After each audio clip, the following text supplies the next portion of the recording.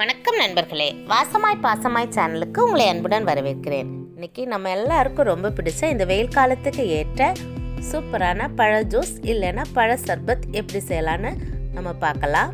கடைகளெல்லாம் mixed fruit ஜூஸ்ன்ட்டு கொடுப்பாங்க. அதை விட ருசியாக நம்ம வீட்டிலையே சூப்பராக செய்யலாம். அதை எப்படி செய்யலான்னு பார்க்கலாம் வாங்க. ஒரு கப்பு நிறைய மாம்பழம் எடுத்துருக்கிறேன். ஒரு மாம்பழம் நல்ல பழுத்ததாக இனிப்பானதாக நம்ம எடுத்தோம்னா ரொம்ப நல்லாயிருக்கும். ஒரு ஆப்பிள் பழம்,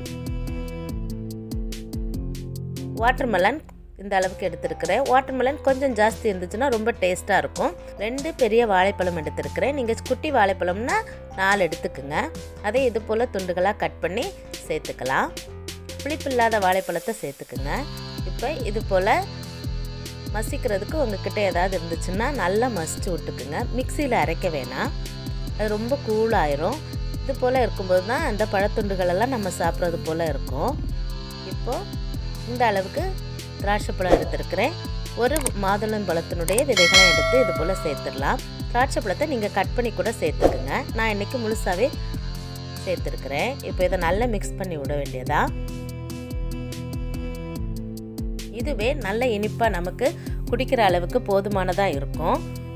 இதுக்கு மேலே இப்போ கடைகளில் நம்ம வாங்குகிறோம் அப்படின்னா கொஞ்சம் பதாம் மில்க் ஆட் பண்ணி தருவாங்க. இப்போது கப்பில் கொஞ்சம் ஐஸ் க்யூப்ஸ் சேர்த்துட்டு நான் இன்றைக்கி கொஞ்சமாக சர்பத் மட்டும் ஆட் பண்ணியிருக்கிறேன். இது கொஞ்சம் ஃப்ளேவர் கொடுக்கும். நீங்கள் சர்பத் இல்லைன்னா தேன் கூட சேர்த்து மிக்ஸ் பண்ணி சூப்பராக குடிக்கலாம். ரொம்ப டேஸ்ட்டாக இருக்கும். இதை விட உங்களுக்கு தண்ணியாக வேணும் அப்படின்னா நீங்கள் கொஞ்சம் தண்ணி கூட சேர்த்துக்கலாம். இப்படி குடிக்கும்போது இன்னும் நல்லாயிருக்கும். குழந்தைகளுக்கு எல்லா ஃப்ரூட்ஸும் இது போல் நம்ம மிக்ஸ் பண்ணி கொடுக்கும்போது ரொம்ப டேஸ்ட்டாக இருக்கிறதுனால அவங்களும் எல்லா ஃப்ரூட்ஸையும் சாப்பிட்ருவாங்க. இப்போ நல்லா அடியில் இருக்கக்கூடிய சர்பத் மிக்ஸ் ஆகிறது போல் நல்லா இதை மிக்ஸ் பண்ணி விட வேண்டியதான். வெயில் காலத்தில் நம்ம வீட்டிலையே என்னென்ன பழங்கள் இருக்கோ அதை எடுத்து இது போல் குழந்தைங்களுக்கு செஞ்சு கொடுங்க. அவங்களும் ரொம்ப சந்தோஷமாக குடிப்பாங்க. ஹெல்த்தியாகவும் இருக்கும். சூப்பரான மிக்சட் ஃப்ரூட் ஜூஸ் ரெடி ஆயிடுச்சு. நம்ம வீட்டிலையே சிம்பிளாக ஈஸியாக செஞ்சுட்டோம்.